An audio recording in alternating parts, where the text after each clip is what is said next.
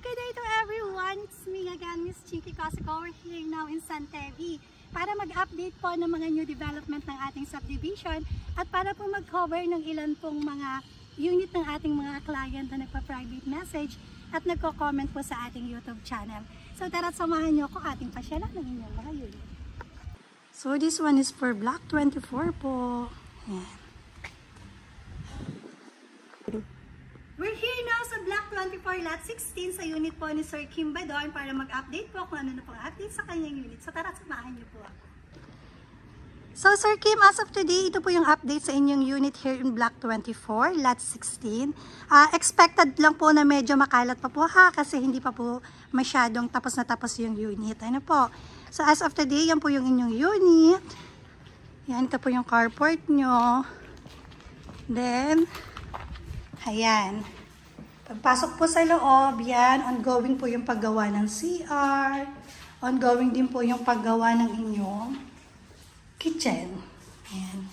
Pasadahan lang po natin ng konti. Ongoing din po yung pagpipintura. Ano po? And then, pagtaas po sa taas, second floor. Ayan po siya. Ayan. It's your bathroom. Your bedroom,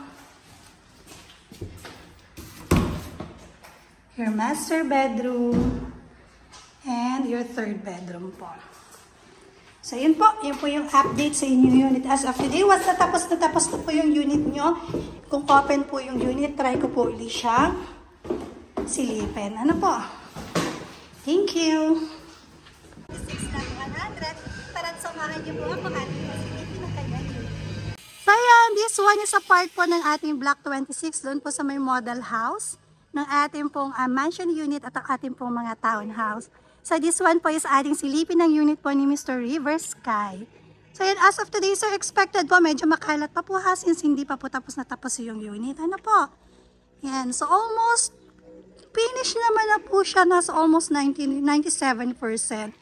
For finishing na lang po yung ibang part ng bahay like pintura, cabinets, yan.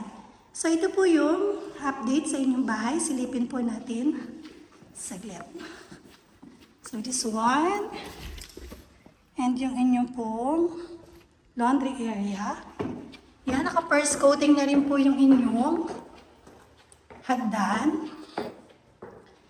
Sa part na to, yung inyong yan. Balcony, and then nakalock po yung mga rooms. Sorry po, nakalock po ang room. And nakalock din po ang inyong CR. So as of today, sir, ito po yung update sa inyong unit. For Block 27, ito naman po yung update sa inyong mga unit. And congratulations! Meron po tayong isang client na nag-move in na today for Block 27. So, good news po para sa mga client natin na naka-avail for Block 26. This one po is Block 26 Lot 33. This one is Block 26 Lot 31.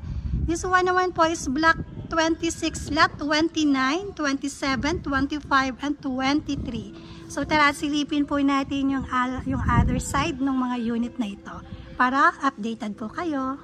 This one is Block 22, 24, 26, 28, 30, and 32. Yan. 6 na unit na po yung nakatayo dito sa Block 26 na to, which is kabilaan po. So this one is Block 26, Lot 32 po. As of now, almost 60% na pong nakatayo yung bahay.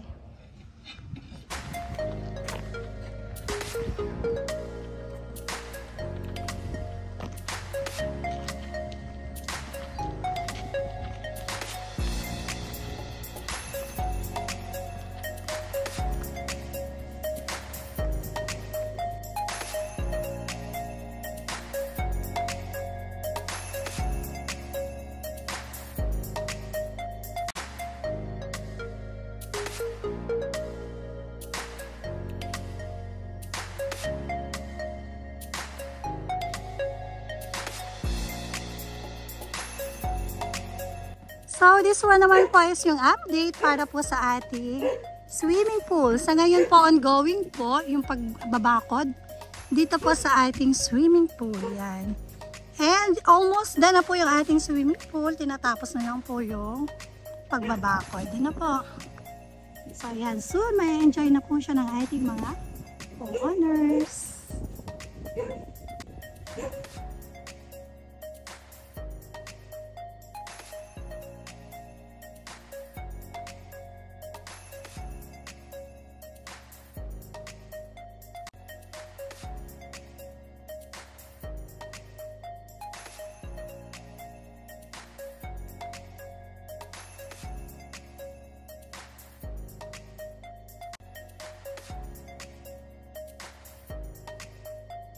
And yan, para po dun sa nagtatanong po ng mga perimeter fence ng ating subdivision, ano, very safe po yung community ng ating subdivision since we have perimeter fence po. May mga barbed wire din po na nakapalibot doon sa taas ng ating perimeter fence.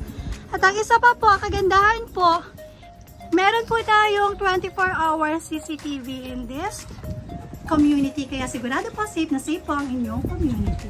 Kung kayo ay naghahanap po ng bahay na which is complete upon turnover here in San Pablo City, which is very greenish pa po yung area. Malayo po siya sa fault line, malayo po siya sa, this one is flood-free community also. So we're here in San Terry. Just comment down below. You can message me at my number in WhatsApp and Viber is 090860318838 or makikita niyo po yung number at Facebook ko naka-flash po sa inyong mga screen.